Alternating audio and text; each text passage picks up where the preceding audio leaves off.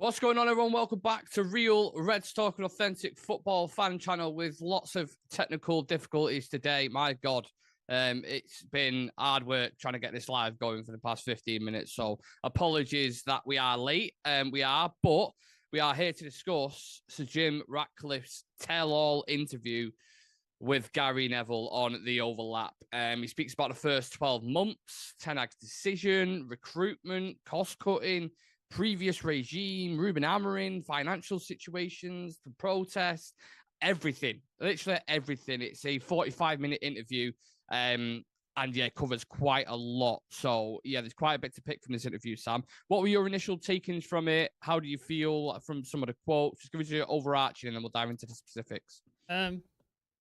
It's quite an honest interview in a lot of ways. There's a lot of stuff in there that I didn't expect him to comment on. So that's appreciative after 12 years of the Glazers basically not saying a fucking word to us. Yeah. He's done quite a few interviews. He's laid a lot of stuff out honestly and bluntly, which I appreciate. But then he hasn't touched on certain stuff, and Neville hasn't pushed on certain things, which I'll get into as we go through, that I would have expected him to ask about, and he's sort of gotten away with it a little bit. And then there was a couple of things, especially when it came to like the cost cutting of staff and things like that, that were just a bit egregious in my eyes. But yeah, we can go ahead into it when we go for the quotes, and I'll point out like things I didn't like. But it's refreshing. It's refreshing to see an owner speaking. Like that's one thing. Yeah, whether you like it or not, whether you think, there's some bad things in there, maybe he was avoiding certain questions. I do think having 45 minutes of him answering questions from Gary Neville, who I know you said he didn't push him on certain things, but he did also push him on things as well. Like the 40 grand that got cut. He was just speaking about that then when I was listening to it. He was pushing him on that. I also think it's not exactly unbiased journalism when he works for the task force that is building the new Old Trafford. So I think there's a slight conflict of interest there because he's part of the crew. So I would have preferred to have seen a neutral journalist go in and do it, but that's just me nitpicking. The weird thing is, I spoke on the radio about this before, and the footage that he was not leaking, but that was listening to at the time before we give our opinions on it, it was from a BBC journalist. So I don't know if he's done two. I think he's done three. I think there's a BBC one. There's the Times. I think the Times has got some. Matt Lawton. Well, yeah. And then there's the Neville on the Overlap. So I think he's done three. Unless unless he's done them all at the same time, and then I don't know. I don't know how he's done it. Yeah. Because then that'd be a case as well. You're just answering the similar questions, I imagine. A lot of people want to know the same thing. So there is quite a lot to dissect on this. I think it may be a bit of a two-parter, to be honest with you. You might have to do it in the morning as well, or the afternoon show. But you mentioned the stadium there, and there has been some news around that's just come out, Sam, about Sir Jim Ratcliffe. Basically, United are expected to announce tomorrow plans that could see the most iconic stadium in the world being built to replace the existing Old Trafford Stadium. The timing of that's interesting, isn't it, Sam? In terms of? So obviously you had all the protests yesterday. You've got all this noise ongoing at the moment. Something like announcing that can kind of sway that. I don't know if that was your thoughts, but that was my thinking. No, normally when we have a shit performance or there's some bad news, they announce transfers or they announce interest in players. That's normally what happens in it, because we did the European Super League protest and got the Liverpool game cancelled. And then I think a couple of weeks later, didn't they announce like Varane came out on the pitch and like others and stuff? So yeah, I think normally a transfer rumor goes round, but maybe this is a different tack. Maybe they're going, oh, let's announce the stadium to calm people. But yeah, and they also went on to say that United will make the most money globally in the next, I think it's like 3 years' time, after obviously stripping the financials and getting it back to balanced, is the way he described it. And just touching on stuff like that. But money's an interesting thing because finances were always going to be a big part of this interview. And he's spoken about the cost cutting and the fact that he was saying, well, why do you have to sell players like Garnacho and Kobe? And he was saying that's not down to Ineos, that's down to Omar, Ruben, and a little bit myself, which I think, okay, because we was hearing all this stuff about PSR and being close to it, and this is the reason to hear Sir Jim Ratcliffe say that is counter to what he was saying, right? That's like what we was hearing at the time. Yeah, maybe journalists have got like there's a lot of journalists have reported that Sir Jim and Sir Dave Brailsford are really involved in it, and he seems to be on this interview distancing himself from it because I think it's probably a bad look because he was Mm. about football people doing football jobs and stuff like that, and obviously we've got Jason Wilcox and we've got Omar Barada who are football people, were involved in football, and they had Dan Ashworth obviously, and obviously they touched on that later in the interview, and that didn't work out. And now sort of today's Brailsford's in some sort of position doing a sort of Ashworth role, but Omar Mm. Barada's doing more football stuff than he is financial. They've just hired a commercial guy, haven't they? Yeah. The Christopher Vivell was on a temporary thing, now he's on a permanent. So they've built this team, sort of, and it's starting to take shape now. So yeah, maybe he is looking to step back. Now they've got Vivell's in place, this new commercial thing, which means Barada's going to focus more on football and things. So maybe it works out differently. But yeah, it's a little bit disconcerting to hear if they were both involved more heavily when they're not football people. Like, I don't Mm. want to see that. Like, obviously, they're very good at making money because they've got successful companies. So if they're going to be involved in the commercial side and making money, then fine. But yeah, you don't want to see them involved in a football side. Yeah, the Garnacho Kobe situation. Obviously, we had a lot of stuff with Kobe Manu recently as well, saying that he's going to reject the deal. He wants close to £200,000. The other team's interested, and all that kind of stuff. This has kind of been ongoing for a while.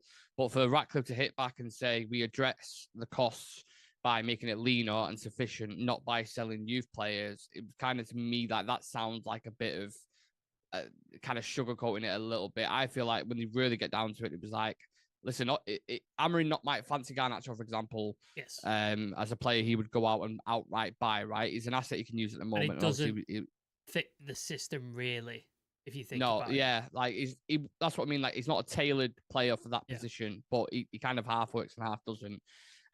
So maybe he was looking at that, and that's an added bonus selling him because you get PSR. Yes. Maybe that was the way they was looking at it. But I just thought the fact that Ratcliffe hit back and was like, no, it's not down to Ineos, it's down to those Or below, basically. maybe they floated it as an option because they were thinking, like, obviously they've looked at it and tried to think of every single different thing they can do besides the one thing he hasn't addressed, which I'll get into later. Mm-hmm. They've looked at everything, and maybe that was an idea they floated. It's like, right, we can make a significant amount of money and positive profit if we sell young players, much like City do, much like Chelsea do, every other club does. And because United is a little bit different in that, United is about youth, promoting youth, getting them into the team. Like we've had it since 1958, I think, is the first time we've had a youth player, and since then we've had one on the bench or in the squad every single year. So we're a bit different in that way. So I think a lot of fans are annoyed at the fact that there's a possibility of us selling arguably two of our most exciting assets in Kobe Menu and Alejandro Garnacho. So I think fans are a little upset with that. But I think if you look at between the two, I don't think many fans would be that upset about Garnacho going.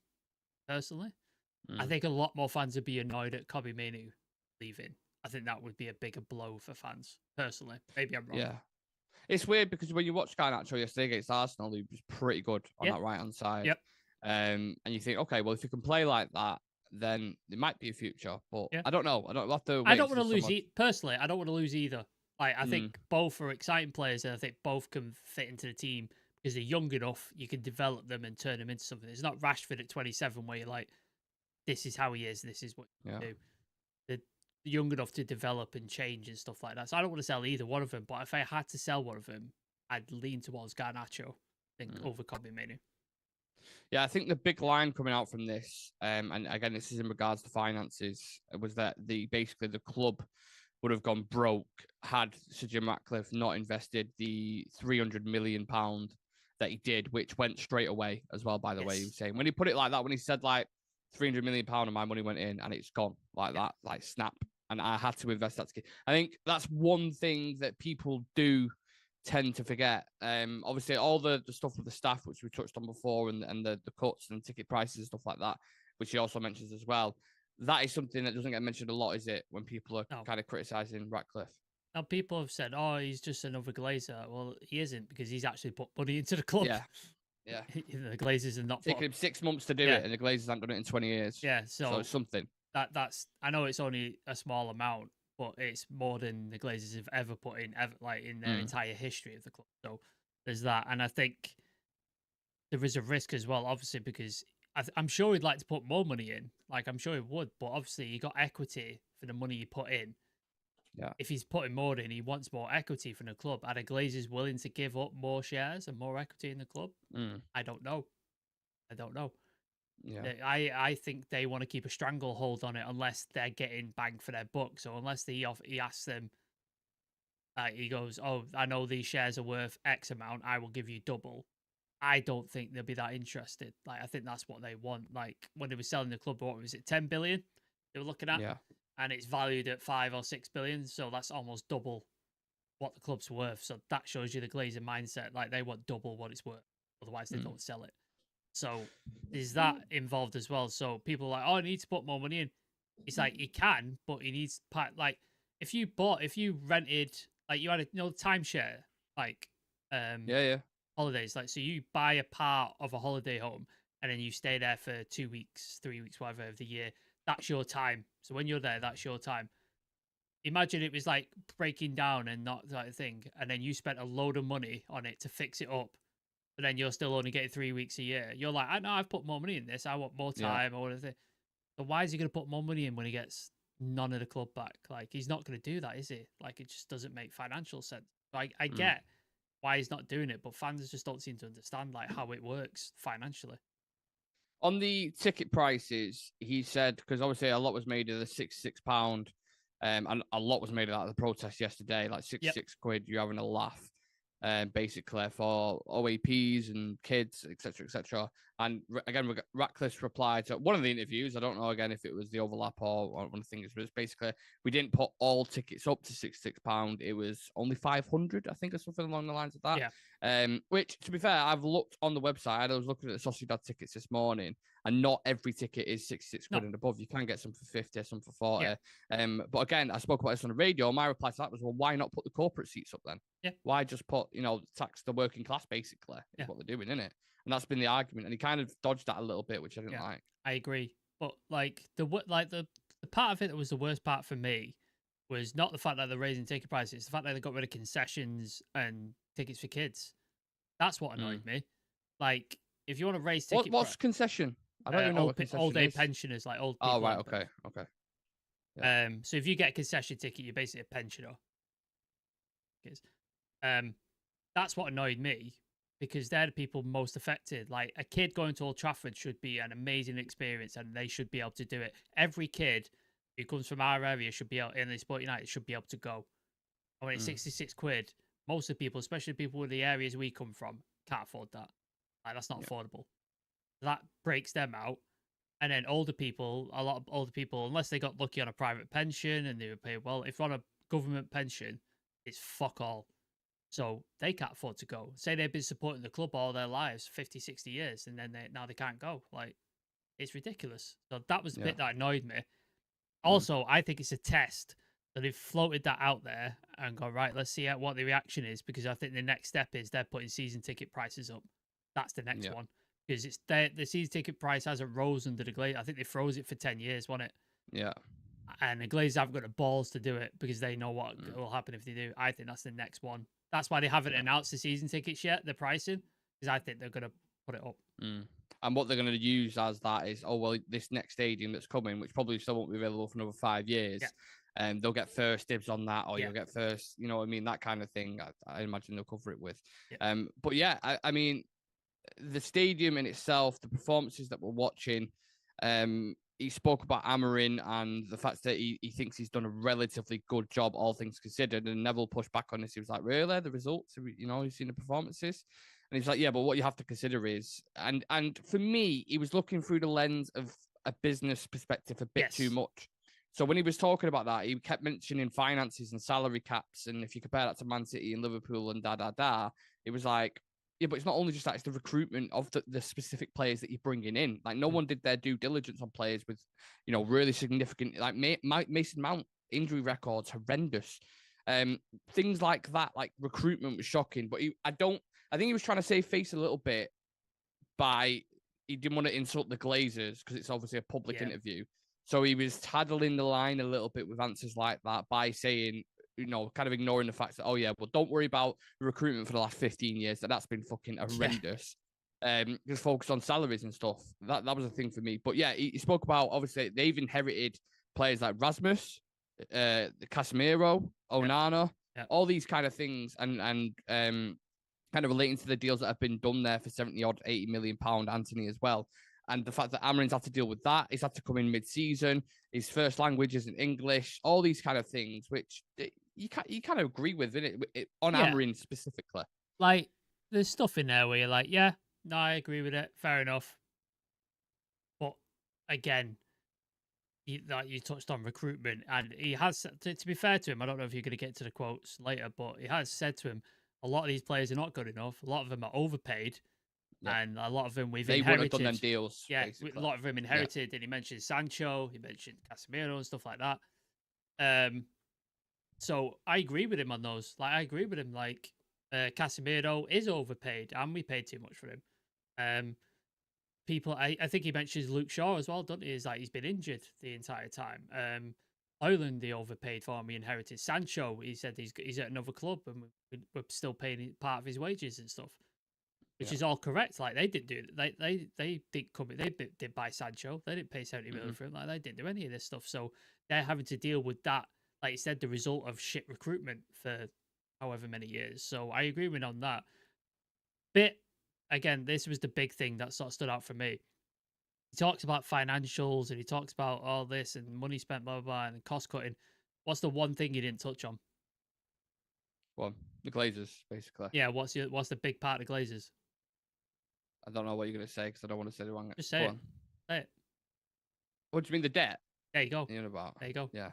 That was not mentioned at any point during any of these interviews. Gary Neville didn't ask about it. He didn't push him on it. There was no mention of it. But would you, if they was, like taddling the line? Yeah. Would you? No, I understand. That? No, but as a journalist, I'd push him on it. Oh, like, that's the question. Yeah. Like, maybe they said it beforehand, didn't it? Like, maybe. Look, I can't. Maybe, I mean? But like as a journalist, I think you have to ask that question because what is the biggest financial concern at United? Like, what costs the most money at United?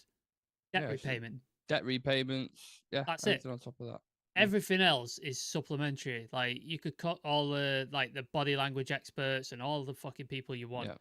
Fine, and you could cut lunches from the canteen and all this bollocks and stuff.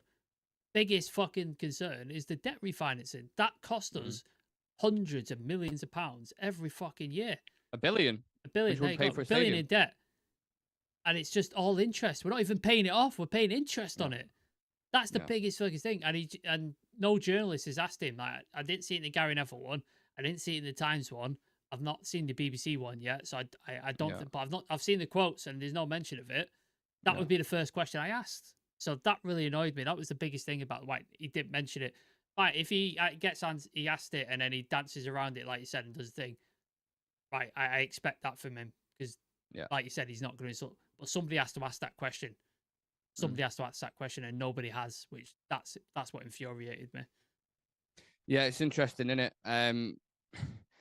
For me, it's difficult because I listen to some of the things he says, and I'm like, yeah, I get it. I understand. The other bits, I'm like, I don't think you can. Either way, he's going to be criticised, right? With whatever he comes out with. Yeah. He spoke about one of the quotes I've seen from him was he said the attitude, and the atmosphere is better since they've joined. I'm not too sure about that. You look at the protest yesterday, what we was protesting about, the Glazers, the ownership, the debt that Sam was just speaking on there. They are things effectively that Ineos coming in, they can't change. You can't come in and change the debt repayments. That's the Glazers. That is a hangover that you simply cannot do anything to avoid. You can't change the 10 years of bad recruitment that's happened, which is why we're still paying for transfers now. You can't do that. You can't change the dividends that they take. You can stop them taking them out now, but the £250 million that they're taking out before that, they can't change that.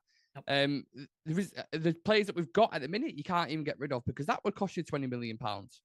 So they've tried to get rid of some of the players and we're still paying the wages. Anthony paying his wages. Rashford, Anthony, Sancho, Alassio.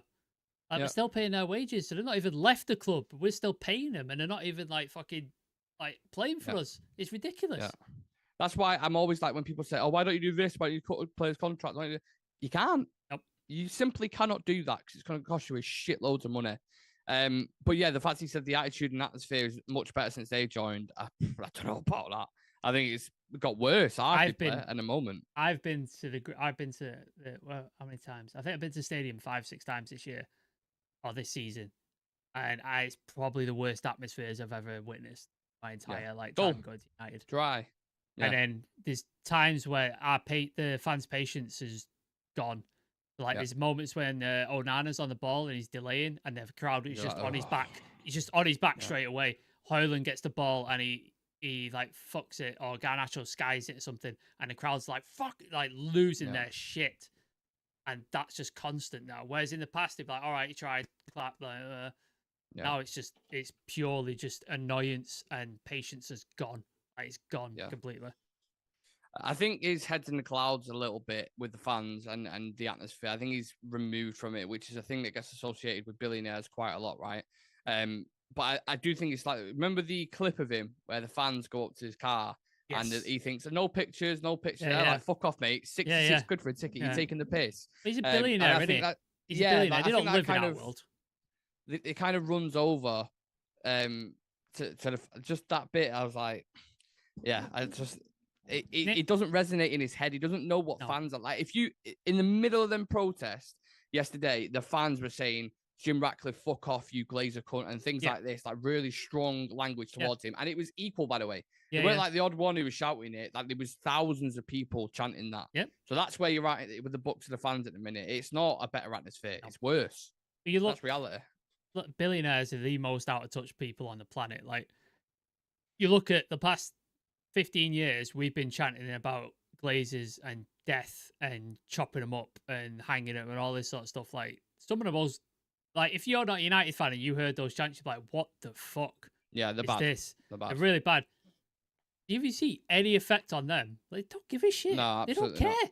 This is billionaires. You've seen Elon Musk on fucking stage with a chainsaw and his fucking sunglasses on and a chain, like a rapper chain on. These guys don't live in our world. They live in this separate world where money is just a thing and everything's affordable. It's just, how much is it going to cost me to do? That's it. I've told this story many times before, but I worked at a gig venue and I think there was a rapper on. I think it was Jazz Cartier, I think. And Paul Pogba pulls up in his Rolls Royce, parks directly outside the Ritz, like front doors here, he parks here, double yellows. And he gets out and just goes there. Comes out, there's a ticket, yellow ticket, obviously his car's been ticketed, and he just gives it to his handler, and they just put cash in it like that and just fuck it off. Everything's legal when you're that rich, so they don't care about normal people's opinions or normal people's thoughts. They don't care. Like, they don't have to live in our world. If he had to live on a normal street in a neighborhood and he'd see people like us every day, all day, he wouldn't make half the decisions he makes because he'd have to deal with the repercussions and the backlash. But he sits in a castle. He don't even live in this country. He lives in fucking Monaco. He's a tax avoider. So it's like, it's not even like, don't trust any billionaires, man. Anybody who's got like looking up to billionaires or looking up to people like Elon Musk and stuff, they hate you. They really hate you. So yeah. Yeah, that's why it baffles me. Like, people who support Trump and love it. It's like, do you honestly think a billionaire like him, and you look at his personality, cares about any of you? No. Genuinely. Like, he'll do like a cinema or whatever they're called, and he'll be like, oh, look, this police officer, great guy, la la la. He's pandering to the public. Yeah. This is what billionaires do. Yeah. And people need to get their head around that. Look, there's so many things with this interview, but I think we do need to maybe do a second part on this, because there is a lot of, I mean, we still haven't spoke about Ten Hag, Ashworth, the women's team. He speaks about that specifically, and there's loads of other quotes coming out at the moment, and I am pushed for time because I am a working class person. I do have to work and go. Yeah, we have jobs that I've got to go to now pretty much. So apologies, we can't cover the full thing, but I promise you tomorrow at 12 o'clock I'll cover the rest of whatever we've missed out. Appreciate it was late, so people haven't joined and stuff. Apologies about that if you are watching this a little bit later on, but get your thoughts in comments, leave a like on the video for us, and it's Sam, if you can see us out then. Yeah, that'd be amazing. Yeah, thank you everybody for. Are you dropping that video after this, by the way? Yeah, I I drop in can the do. morning. So Are you gonna do it in the morning? maybe in the morning it'll be Okay. better. Yeah. Yeah, So I'll go on. me and Nick were at the protests the other day. Nick filmed a little vlog of everything that was going on, some nice videos, some chants and stuff. Put it all together. I've not seen it myself yet, so I'm gonna watch it tomorrow. He's gonna put it out tomorrow. So if you're about tomorrow day, get the notification bell on. Make sure you're checking it. And once it goes out, you'll get it dropped and you'll get to see it. So you get first-hand view of people in the protest, what it was like, the chants that were going on, all that sort of stuff, and Nick's thoughts on it. So go check that out. Check all our socials. I'm going to put the Sir Jim Ratcliffe quotes up in full on the Instagram just after this. So you'll be able to see them in full if you haven't watched any of this stuff. Follow us on Twitter for the latest breaking news. So when that stadium stuff drops, I'll make sure I'll post that as well. And then, yeah, get on TikTok. Nick's put a load of clips of the protest and stuff like that. So you can see bits and pieces of that. So go follow all that stuff. We're on Blue Sky as well. So if Twitter does go down like it did today, we'll be on Blue Sky. So please do go check us out. Awesome. Yeah. Let's go, Sam. Like, share, subscribe. Peace.